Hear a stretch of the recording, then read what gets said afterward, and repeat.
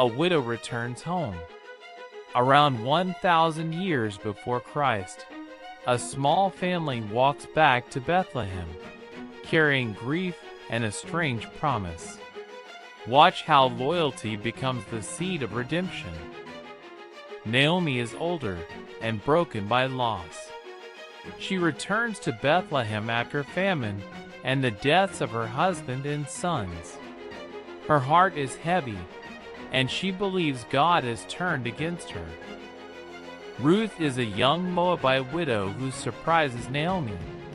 Instead of returning home, she clings to Naomi and to Naomi's God. Her loyalty is not duty alone, but love made choice. Boaz is a wealthy relative and a man of reputation. He manages fields and cares for the poor. In Bethlehem, he will become the guardian of custom and of hope. When they arrive in Bethlehem, the town murmurs. Naomi returns with empty hands, telling neighbors, "Do not call me Naomi, call me Mara," because she feels bitter. Ruth stands quietly beside her, refusing to leave Naomi's side. In that moment, Naomi urges Ruth to go back to her own people, but Ruth answers with devotion. She says, "Your people will be my people, and your God my God." This pledge binds her to Naomi and to a foreign God.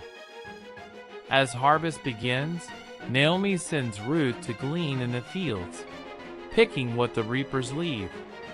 Gleaning is a legal provision for the poor, a way for widows to survive. Ruth goes out each morning with steadfast courage.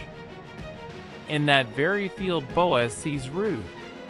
He asks who she is and learns she is Naomi's daughter-in-law who left her own country. Boaz hears of her loyalty.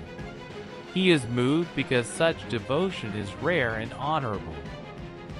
Boaz tells his servants to let her glean among the sheaves, to not harass her, and to drop extra grain for her. He invokes the law of kindness and protection for the vulnerable. Ruth receives favor and safety in his fields. When Ruth tells Naomi all that Boaz has done, Naomi's cynicism softens. She recognizes Boaz as a close relative, a potential redeemer under Israelite custom. Hope begins to stir in Naomi's heart after long despair. That night, Naomi tells Ruth to go to the threshing floor where Boaz sleeps. It is a risky act of petition within custom. Naomi plans for Ruth to seek Boaz's protection and to ask him to act as a kinsman-redeemer on their behalf. When Ruth quietly lies at Boaz's feet, he wakes and is startled.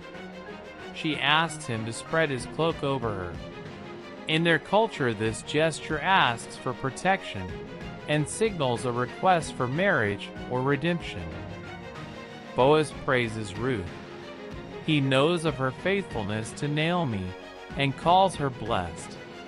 Yet he also explains the legal hurdle. There is a nearer kinsman who has first right to buy and marry. So Boaz promises to do what he can. In the morning, Boaz goes to the city gate and calls the nearer kinsman before the town elders. He explains the land transaction and the right to redeem the widow. The man initially agrees to consider it, until Boaz explains he must also take Ruth as wife. Then he declines.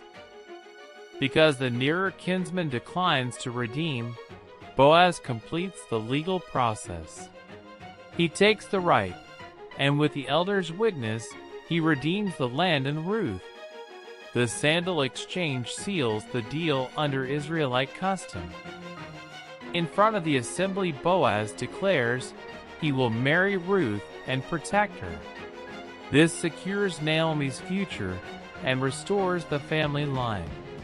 Ruth moves from vulnerable foreign widow to wife and bearer of hope. After Boaz marries Ruth, Naomi's bitterness turns to joy. she receives a son through their union. The child becomes a symbol of renewal for Naomi, reversing the shame of barrenness and restoring her place in the community. As the child grows, the story of Ruth becomes more than family relief. This child enters Israel's genealogy. Many generations later, he will be counted among the ancestors of King David, showing how loyalty and redemption shape history.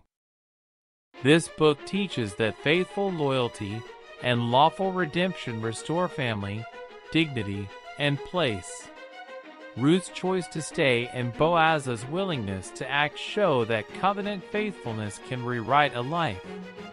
If this story moved you, like the video, subscribe to the channel, and tap the bell so you do not miss the next one.